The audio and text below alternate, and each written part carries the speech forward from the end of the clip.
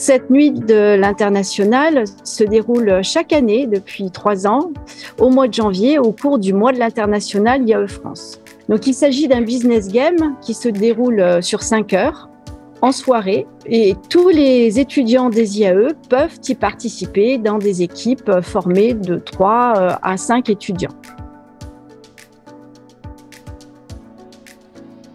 Le format du business game proposé par CESIM nous paraissait particulièrement adapté, tant par sa souplesse en termes d'utilisation et d'organisation, que par la simulation en elle-même, qui permet de fédérer des étudiants autour d'un sujet qui leur permet de mobiliser les connaissances et compétences acquises dans différents domaines, le marketing, la finance, le contrôle de gestion, l'ARH, etc.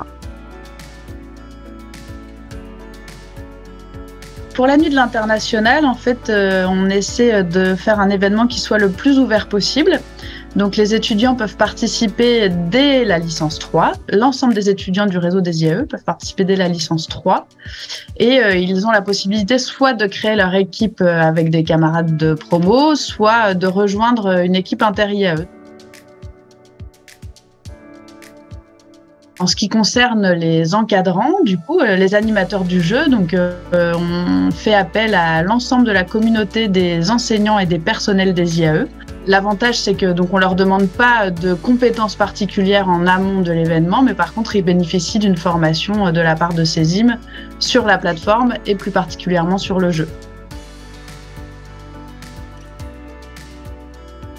Il y a 2 grands retours en fait qu'ils ont.